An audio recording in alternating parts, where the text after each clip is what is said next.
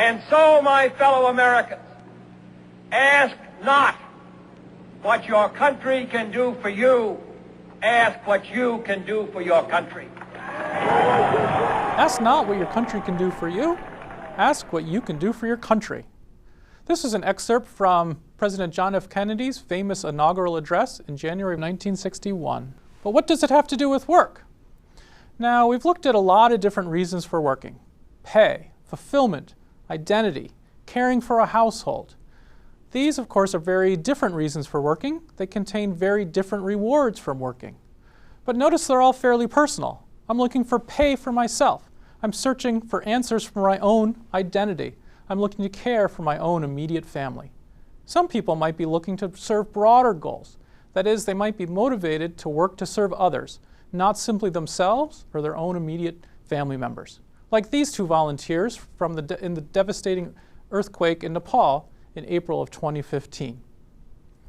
Now, for most of human history, labor is seen as a common resource to help sustain a community.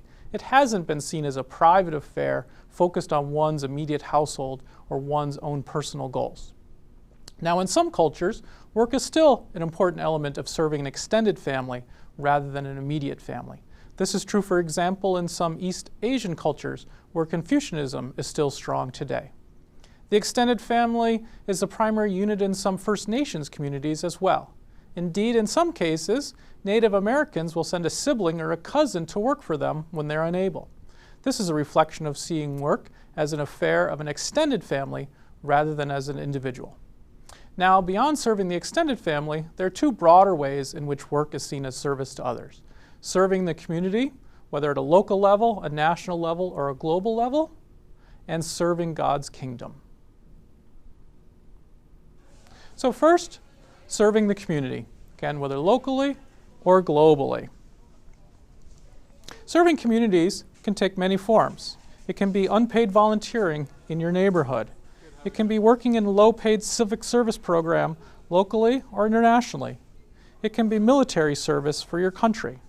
Now, those are all examples from non-traditional jobs, but you can also serve others through traditional work. Being a manager in a nonprofit, becoming a public servant working for a government agency, taking a sabbatical from an executive to be a teacher in a low-income community. Or in some countries, especially as they are trying to industrialize, working hard in industry and elsewhere is promoted as a way to serve a country's goals. So working hard in regular jobs becomes a patriotic duty. So why do people serve others through their labor? Well, for some, it's rooted in humanitarian concerns, which are based in ethical or religious principles. Others might want to build strong, vibrant communities because they think that it serves political or economic goals. Some people might want to try to repay a perceived debt to society. And there's also individual rewards, which can be derived from volunteering or serving others. There are intrinsic rewards. For example, maybe somebody enjoys the nature of the work. They get fulfillment from seeing other people helped. There's also extrinsic rewards that can be gained from serving others. You might improve your human capital. You might extend your social network. You might enhance your civic skills. So all of this is to imply that volunteering is real work. Not only does it produce benefits for the volunteer and others, just like so-called real work, but it also requires effort, and it is structured by the same factors that shape paid employment. For example, labor market opportunities, individual motivation, social norms, and gender. Also, maybe some of you have to manage volunteers. A lot of what we've discussed in this course applies to managing volunteers just as well as paid employees. How to structure their working conditions, how to motivate and engage volunteers. So we shouldn't dismiss volunteering as something outside of the realm of real work. Volunteering is real work. So next, turning to serving God's kingdom. Though the specific theology is different, of course, elements of work as service can be found in diverse religious traditions: Roman Catholic, Protestant, Judaism, Islam, Hindu. Now, dating back to the first millennium of the Christian church, work has been seen as a way to indirectly serve God's kingdom by preventing idleness, which was seen as leading to sin, providing for one's family, and generating surpluses for charitable giving. Centuries later, Martin Luther and John Calvin changed this way of thinking so that we can serve God directly rather than indirectly through our work. Some people today even see work as co-creativity working with God. This gives work a profound religious significance and creates a personal relationship between a worker and God. But it also means that we should care deeply about the conditions under which people are working. Some of this can get into theology debates, so let's instead hear from a real worker. My friend Bob Bruno interviewed a number of Christian, Muslim, and Jewish workers in working class communities in Chicago, exploring the relationship between their work and their faith. And I want to read a passage to you where he interviewed a custodian who works in a school. I think that God puts us in different positions and different work to help people out. I think that it's a service. The work serves a purpose, someone, and a need. It's like being a missionary. Anytime you can serve someone, or in my case, if you look at the school, I am doing this so that the kids can learn without having to worry about trash on the floor or sitting with vandalism on the wall. So yes, it's godly work.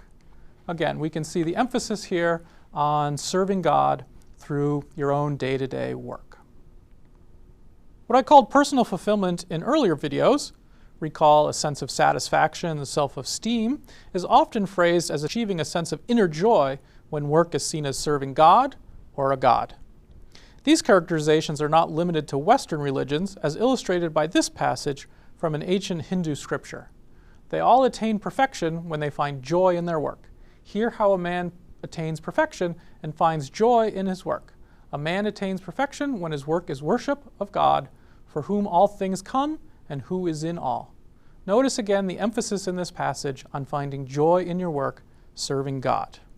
Achieving joy can also be characterized as being liberated from the cursed nature of work. Lastly, some also see work as a calling, something that God summons someone to do by providing special gifts or special talents. Now, in secular terms, this can be seen as occupational devotion, where someone gets so many intrinsic rewards from their work, it no longer seems like work. People with high levels of devotion, or who see their work as a calling, have a strong drive to serve a greater purpose and are very passionate about their work. So thinking about work as service is therefore important both for a comprehensive understanding of work as well as for being a better manager.